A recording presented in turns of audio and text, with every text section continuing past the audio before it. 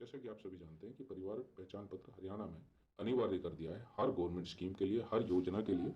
अगर आपके परिवार पहचान पत्र में कोई गलत इन्फॉर्मेशन फिल है तो आप किसी भी जिस स्कीम या योजना के लिए आप अप्लाई करेंगे उससे आप वंचित रह सकते हैं, क्योंकि वो इन्फॉर्मेशन गलत डली हुई है। तो इसलिए आप सबको वो इन्फॉर्मेशन सही करानी पड़ेगी। उसी को हम फैमिली आईडी करेक्शन बोलते हैं। करेक्शन के लिए आपको क्या क्या करना पड़ता है, करेक्शन क्या क्या होते हैं, किस किस फील्ड को आप करेक्ट करा सकते हैं, किस किस को नहीं करा सकते, ये सारी जानकारी आपको कंप्लीट इस वीडियो से मिलेगी। इसके बाद आपको किसी भी करेक्शन के लिए कहीं पर, किसी वेबसाइट पर, किसी पर कुछ ढूंढने की जरूरत नहीं है। मैं सारा मटेरियल आपको इकट्ठा करके यहाँ पे समझाने वाला हूँ, तो आप सबको ध्यान से देखना है।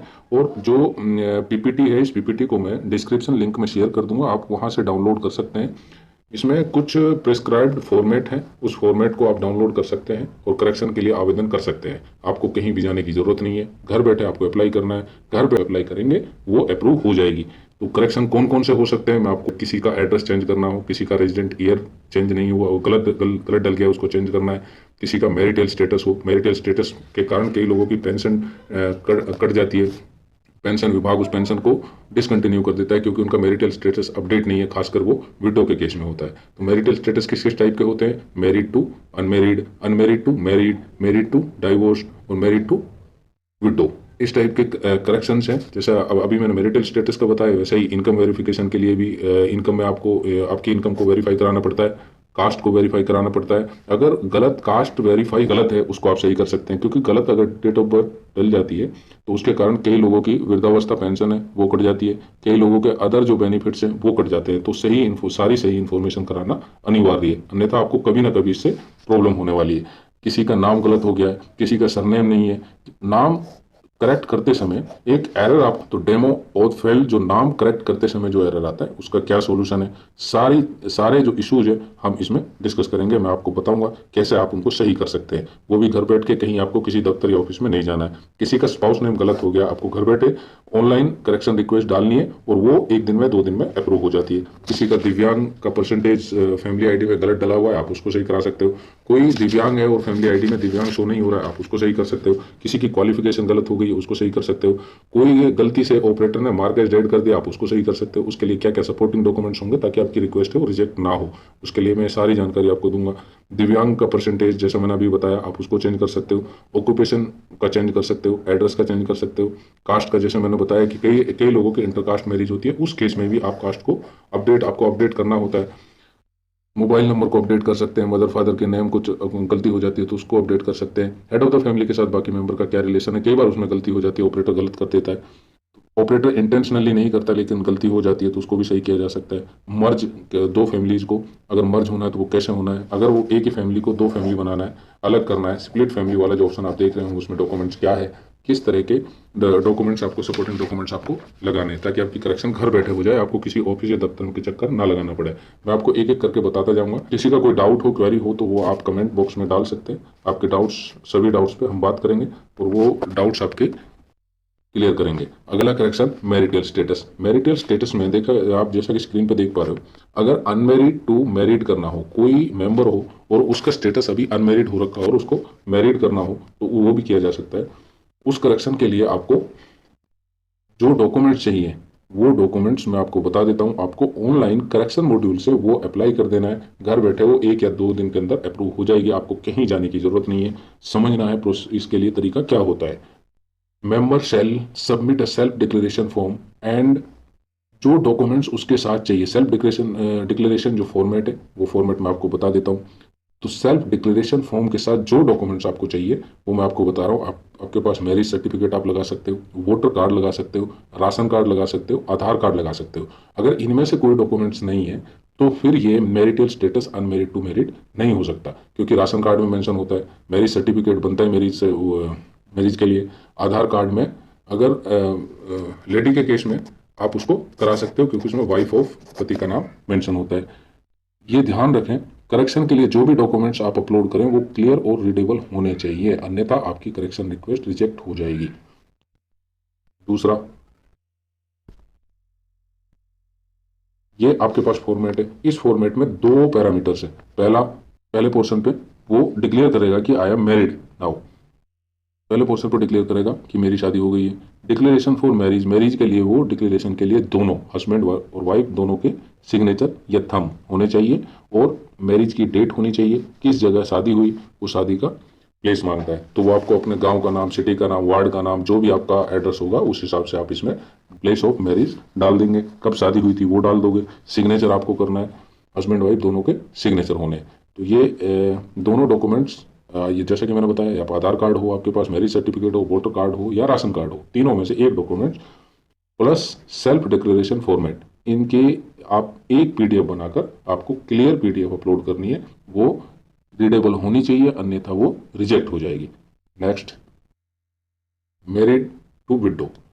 ऐसे केसेज में ज़्यादातर आपके सामने ये प्रॉब्लम आएगी कि उनकी पेंशन डिसकंटिन्यू हो गई है, बहुत सारे केसेज आते हैं, फिर बार बार आपको दफ्तर के चक्कर लगाने पड़ते हैं, डॉक्यूमेंट्स क्या चाहिए ये आपके पास फिक्स इन्फॉर्मेशन नहीं है। मैं बता देता हूँ आपको, ये डॉक्यूमेंट्स आपको अपलोड करने, और इन डॉक्यूमेंट्स में से आपको कई बार ऑफिस कई बार आपको रिक्वेस्ट रेज करने की जरूरत ही नहीं है उसके लिए। जैसा मैंने पहले केस मैंने बोल्ड किया हुआ है, आप देखो, in case the record is found in death registration database the application shall be automatically approved. मतलब अगर डेथ रजिस्टर में, डेटाबेस में वो उनका नाम रजिस्टर्ड हुआ, जो उनके पति का नाम अगर रजिस्टर हुआ तो ऑटोमेटिकली डेटाबेस में से उठा लेगा और अपने आप ही वो अपडेट हो जाएगा। जैसे ही आप क्लिक करेंगे ऑटोमेटिकली आप अपडेट कर सकेंगे, आपको करेक्शन रेज करने की जरूरत नहीं है।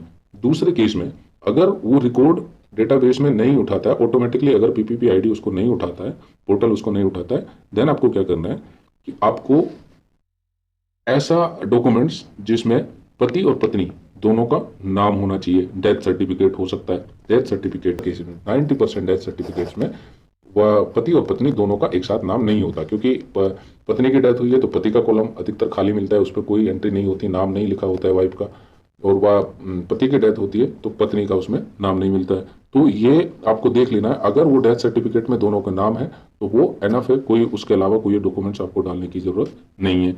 अगर डेथ सर्टिफिकेट में नाम नहीं है किसी एक का तो आप आधार कार्ड लगा सकते हैं वाइफ का, क्योंकि वाइफ के आधार कार्ड के पीछे वाइफ ऑफ हस्बैंड का नाम लिखा रहता है। तो ये डॉक्यूमेंट्स आपको अटैच करने के बाद आपको करेक्शन रेज करनी है। करेक्शन रेज होने के ऑटोमेटिकली वो आप स्टेटस अपडेट हो जाएगा, ऑफिस जाने के बाद वो ऑटोमेटिकली अप्रूव हो जाएगी, क्योंकि आपने डॉक्यूमेंट सही लगाए हैं तो उसको कोई रिजेक्ट नहीं कर सकता है। अगला स्टेटस, मैरिड टू डाइवोर्स्ड। इस केस में आपको ध्यान से सुनने की जरूरत है। सिटीजन को, अगर किसी का डाइवोर्स केस है तो सिटीजन को कास्ट केस, क्योंकि डाइवोर्स का जो केस है वो कोई इसके अलावा कोई भी सपोर्टिंग डॉक्यूमेंट्स उसमें नहीं चलेगा, कोर्ट का डॉक्यूमेंट्स उसमें चलेगा। उसमें लिखा रहेगा, जैसे ही आप डाइवोर्स सेलेक्ट करते हो, केस टाइटल, कोर्ट का नाम, कहाँ पे उसका केस हुआ, case number, order related to divorce along with the first name and last name of the spouse name. तो डाइवोर्स के जो ऑर्डर कोर्ट ने दिए थे वो आपको अपलोड कर देने हैं, और जब आप अपलोड करो उसकी पीडीएफ क्लियर होनी चाहिए, अदरवाइज वो रिजेक्ट हो जाएगी। नेक्स्ट स्टेटस,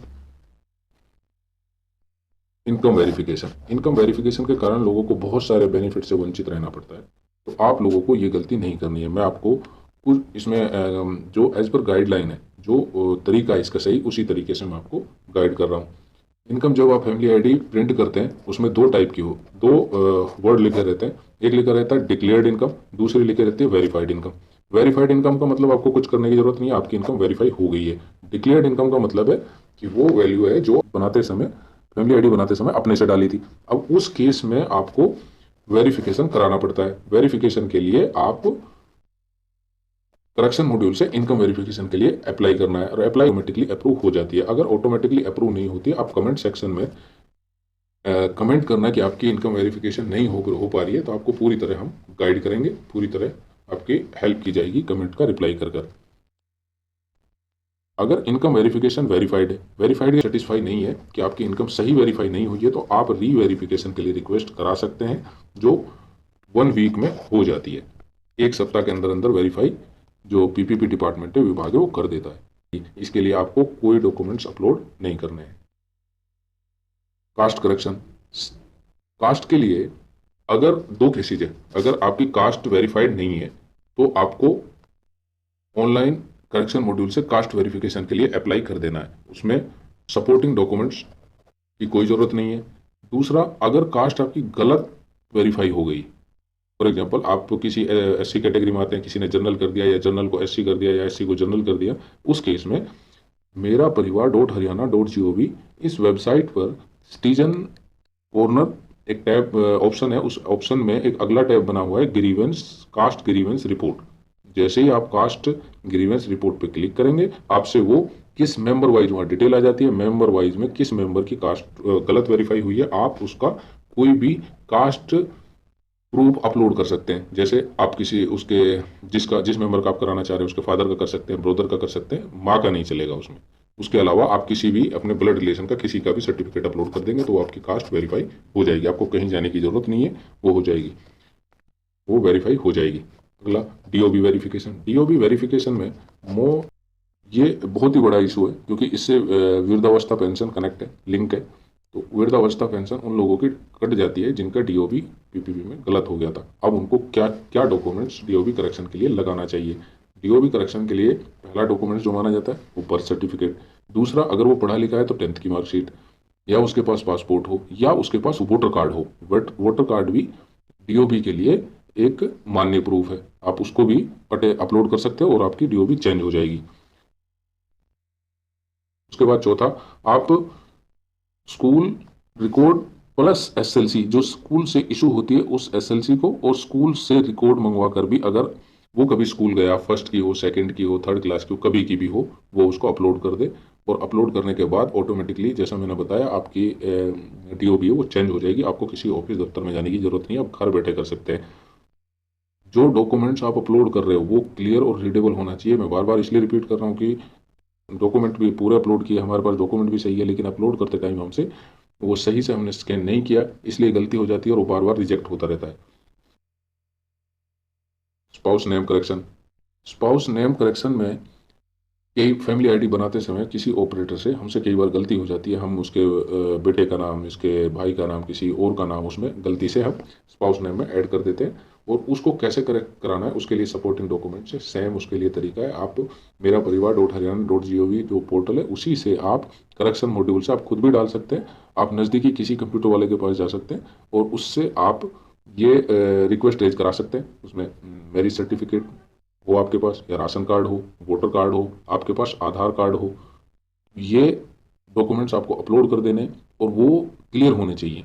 अगर वो क्लियर नहीं होंगे फिर से आपकी रिक्वेस्ट रिजेक्ट हो जाएगी।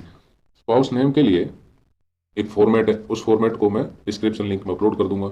इन डॉक्यूमेंट्स के साथ अगर आपने वो फॉर्मेट नहीं किया, सेल्फ डिक्लेरेशन फॉर्मेट जिसको बोलते हैं, अगर वो नहीं आपने अपलोड किया तो वो आपकी रिक्वेस्ट है वो रिजेक्ट हो जाएगी। दूसरे टाइप के करेक्शन, जैसे मैंने आप स्टार्टिंग में आपको बताया था, किसी का नाम गलत हो गया, मदर नेम गलत हो गया, फादर नेम गलत हो गया, फर्स्ट नेम लास्ट नेम गलत हो गया, या किसी के नाम में अगर डेमो ऑथ फेल्ड का एरर आ रहा है, इसका मतलब ये है कि आधार कार्ड में उसका डिटेल मिसमैच है। आधार कार्ड में उसका नाम अलग है, फैमिली आईडी में आप दूसरा करना चाह रहे हो, तो आधार कार्ड में सबसे पहले आपको उसका नाम सही कराना पड़ेगा, तभी वो परिवार पहचान पत्र में आप करेक्शन करा सकते हैं। दिव्यांग करेक्शन में दिव्यांग की परसेंटेज हो सकती है, दिव्यांग में यस और नो दो ऑप्शन होते हैं, तो किसी का गलती से यस हो गया आप उसको नो करा सकते हैं, किसी का गलती से नो हो गया तो उसको आप दिव्यांग सर्टिफिकेट अपलोड करके उसको अप्रूव करा सकते हैं। और उसके लिए आपको यूडीआईडी सर्टिफिकेट बनता है। उसके लिए क्या बनता है? UDID certificate. UDID certificate CMO office से बनता है, तो वो सर्टिफिकेट आप बनवा के आप रिक्वेस्ट रेज कर दे करेक्शन मॉड्यूल से, वो विद इन 24 आवर्स वो अपडेट हो जाती है। क्वालिफिकेशन के लिए सिंपल आपको सेल्फ डिक्लेरेशन फॉर्म और जो आपकी हाईएस्ट क्वालिफिकेशन हो, जो आपकी हाईएस्ट क्वालिफिकेशन हो, उस क्वालिफिकेशन के सर्टिफिकेट को ओरिजिनल होना चाहिए। पहला केस क्या है? ओरिजिनल होना चाहिए। दूसरा, सेल्फ डिक्लेरेशन फॉर्म को उसके साथ पीडीएफ बनानी है, तो दोनों की पीडीएफ बनानी है। अगर आप फोटोकॉपी अटैच करते हैं तो फोटोकॉपी से वो चेंज नहीं होता है, ऑटोमेटिकली वो रिजेक्ट हो जाता है, तो बार बार आपको दफ्तरों को चक्कर काटने पड़ते हैं, जो इसके बाद नहीं जरूरत पड़ेगी क्योंकि आप ओरिजिनल डॉक्यूमेंट्स ही, जो आपकी हाईएस्ट क्वालिफिकेशन है उसका ओरिजिनल डॉक्यूमेंट ही, ओरिजिनल डिग्री, डीएमसी किसी क्लास की 10th की, +2 की, या किसी भी क्लास की डीएमसी, या आपके पास डिग्री, डिप्लोमा, आईटीआई, जो भी आप अपडेट कराना चाहते हैं वो ओरिजिनल डॉक्यूमेंट होना चाहिए। और उसके साथ सेल्फ डिक्लेरेशन फॉर्मेट मैंडेटरी है। अगर उसके बिना आप अप्लाई करोगे तो आपकी रिक्वेस्ट रिजेक्ट हो जाएगी। वो सेल्फ डिक्लेरेशन फॉर्म ये है। सेल्फ डिक्लेरेशन फॉर्म और डॉक्यूमेंट, इनकी जब पीडीएफ आप अपलोड करोगे वो रीडेबल और क्लियर होनी चाहिए। अगर रीडेबल और क्लियर नहीं हुई तो वो रिक्वेस्ट अगेन आपकी रिजेक्ट हो जाएगी। ये डिक्लेरेशन फॉर्म है, ये डिक्लेरेशन फॉर्म मैंडेटरी है, इसके बिना आप नहीं कर सकते। इसके बिना आप अगर कोशिश भी करोगे तो वो बार बार आपकी रिक्वेस्ट रिजेक्ट होती रहेगी और वो करेक्शन आपकी क्वालिफिकेशन आपकी सही नहीं हो पाएगी। उसके लिए क्या करना है, क्वालिफिकेशन के लिए जो मैंने फॉर्मेट बताया, इन दोनों फॉर्मेट में, इस फॉर्मेट में, इसमें आपको सेल्फ डिक्लेरेशन देना है और उसके साथ में जो भी आपका हाईएस्ट क्वालिफिकेशन है उसका ओरिजिनल डॉक्यूमेंट्स लेके पीडीएफ बना के अपलोड कर देनी है, या नज़दीकी किसी कंप्यूटर सेंटर से करा सकते हैं। मार्क एज डेड और अलाइव, दोनों केसेज में आपको अगर किसी की डेथ हो गई है तो आपको ओरिजिनल डेथ सर्टिफिकेट अपलोड करना है, ओरिजिनल डेथ सर्टिफिकेट अपलोड करना है। अगर ओरिजिनल डेथ सर्टिफिकेट आप अपलोड नहीं कर रहे हैं तो वो आपकी रिक्वेस्ट रिजेक्ट हो जाएगी। में हम लोगों को कोई डॉक्यूमेंट्स उसमें अटैच करने की जरूरत नहीं है। मार्केज अलाई में आपको आधार कार्ड लेकर उस मेंबर को आपको मार्गदर्शन करना है कि आप एडीसी ऑफिस अपना आधार कार्ड लेके चले जाओ, वहीं पे वो लोग उसको तुरंत अलाइव कर देंगे। फैमिली आईडी में अगर वो गलती से डेड हो गया है किसी ऑपरेटर से, या कई बार हम बनाते हैं अपनी फैमिली आईडी को, अगर हमसे हो गया गलती से तो एडीसी ऑफिस में जाकर वो तुरंत उसको उसी दिन वो उसको अलाइव मार्केज अलाइव कर देते हैं और वो फैमिली आईडी में दिखने लगता है, शो हो जाता है ये। और उसके साथ में जब वो आधार कार्ड लेके जाएगा उसके साथ में आपको ये लेके जाना है, उसके साथ में आपको ये फॉर्मेट मैंडेटरी है। ये सर्टिफिकेट इशू करता है एडीसी साहब की ये आदमी जीवित है, इसकी डेथ नहीं हुई है। अगर आप ये नहीं लेके जाओगे तो आपका करेक्शन रिक्वेस्ट है वो रिजेक्ट हो जाएगी। बार बार आप रिक्वेस्ट करोगे उससे कोई फायदा नहीं है, आपको रिक्वेस्ट रेज करनी है और रिक्वेस्ट रेज करने के साथ में आपको उनको आधार कार्ड लेके एडीसी ऑफिस भेज देना है, ताकि वहाँ पे जो पीपीपी डिपार्टमेंट है वो पीपीपी विभाग में जाके वो डॉक्यूमेंट दिखाए, एक इसका फॉर्मेट का प्रिंट आउट ले जाए और उनको जाके दे दे, वो तुरंत के तुरंत ही उस करेक्शन को कर उसको अलाइव कर देंगे। ऑक्यूपेशन चेंज एक इंपॉर्टेंट फील्ड है। ऑक्यूपेशन बेस पे बहुत सारी योजनाएं हैं, बहुत सारी गवर्नमेंट स्कीम है। अगर आपका गलत ऑक्यूपेशन डला हुआ है तो आप उनके लिए एलिजिबल नहीं हो जाते, सही ऑक्यूपेशन होगा तो आप उनके लिए एलिजिबल हो जाते हैं। बहुत सारे गवर्नमेंट बेनिफिट होते हैं। आप गलत ऑक्यूपेशन सेलेक्ट हो गया, आपकी पेंशन, बुढ़ापा पेंशन कट सकती है, आपके दूसरे बेनिफिट से वो कट सकते हैं, तो इसलिए पेंशन के लिए ये बहुत ही ज़्यादा प्रॉब्लम क्रिएट करता है। तो आपको ऑक्यूपेशन चेंज के लिए सेम उसी पोर्टल से, करेक्शन मॉड्यूल से आपको ऑक्यूपेशन चेंज की रिक्वेस्ट रेज करनी है और रेज करने के बाद आपको किसी ऑफिस में नहीं जाना है। अगर आपकी रिक्वेस्ट लंबे समय से पेंडिंग है तब आप अपने नज़दीकी पीपीपी विभाग जो बने हुए हैं एडीसी ऑफिस में, वहाँ जाकर, अगर किसी को कोई इमरजेंसी है उसी केस में आपको ऑफिस जाना है, नहीं तो आपको जाना नहीं है क्योंकि वो ऑटोमेटिकली पीपीपी विभाग उसको कर देगा। अगर फिर भी नहीं होती है तो आप वहाँ जाके पता कर सकते हैं कि ये मेरी रिक्वेस्ट जो मैंने रेज की थी ऑक्यूपेशन चेंज की, वो किस विभाग में किस एम्प्लॉय के पास पेंडिंग है, ताकि उसको कराया जा सके। तो वो आपको बता देंगे कि इस विभाग में इस एम्प्लॉय के पास, इस कर्मचारी के पास पेंडिंग है, उन्होंने नहीं की है, तो आप वहाँ से जाके खुद भी करा सकते हैं और वो एडीसी ऑफिस में जो पीपीपी विभाग है वो भी आपकी मदद करेगा। एड्रेस करेक्शन के लिए, एड्रेस करेक्शन के लिए आप किसी भी सेंटर पे जाएंगे, उसमें आप अपना वोटर कार्ड, अपना आधार कार्ड, अपना राशन कार्ड, इन तीनों डॉक्यूमेंट्स में से किसी भी एक डॉक्यूमेंट को जब आप उसमें अपलोड करोगे, रिक्वेस्ट रेज करोगे करेक्शन मॉड्यूल से, तो आपका एड्रेस ऑटोमेटिकली चेंज हो जाएगा। अगर रिक्वेस्ट आपकी पेंडिंग है, बहुत लंबे समय से आपने रिक्वेस्ट की थी, 10 दिन, 5 दिन, 15 दिन, 20 दिन पहले आपने एड्रेस चेंज करने के लिए रिक्वेस्ट की थी और वो आज तक सही नहीं, एड्रेस आपका सही नहीं हुआ जो जिसके लिए आपने रिक्वेस्ट की थी, तो उस केस में आपको पीपीपी विभाग एडीसी ऑफिस में जाना है। जो भी आपका डिस्ट्रिक्ट का एडीसी ऑफिस जहाँ पड़ता है, आपको उस एडीसी ऑफिस में पीपीपी विभाग में जाना है। तुरंत आपकी जो रिक्वेस्ट है उसको अप्रूव कर दिया जाएगा और आपका एड्रेस सही हो जाएगा। कास्ट इन इंटर कास्ट मैरिजेस, ये बहुत इंपॉर्टेंट है। कास्ट मैरिज में वाइफ की कास्ट अलग होती है, हस्बैंड की कास्ट अलग अलग होती है, तो ये ध्यान रखें।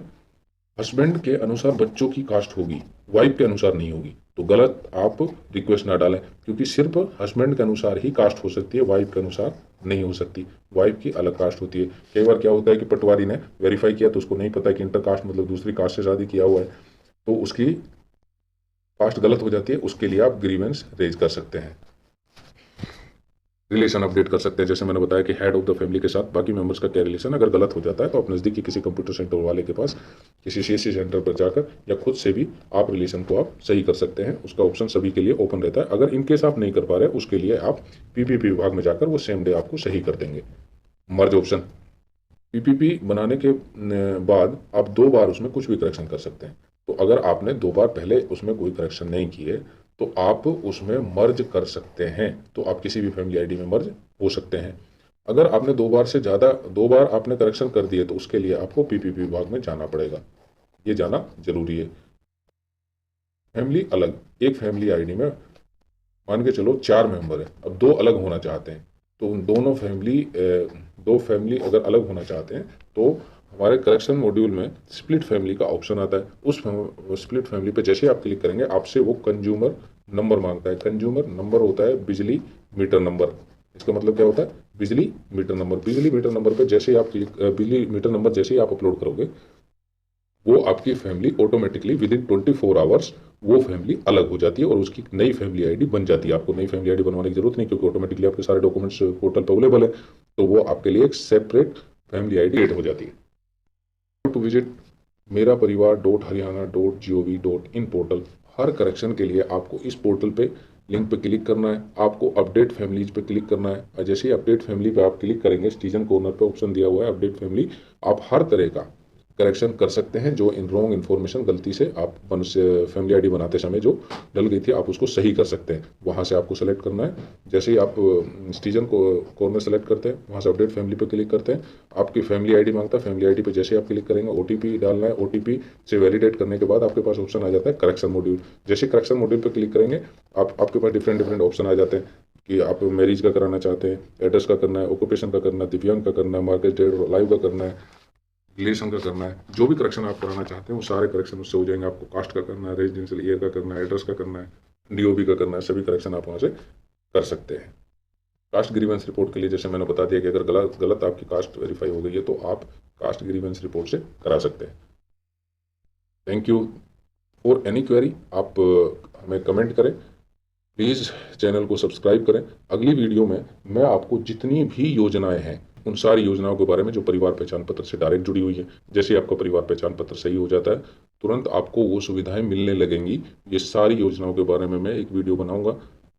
उस वीडियो के लिए आप सब्सक्राइब करते हैं तो आपको बेल आइकन पे आपको क्लिक करना है, ताकि नेक्स्ट वीडियो का इन्फॉर्मेशन मैसेज आपको नोटिफिकेशन आपको तुरंत मिले। Thank you.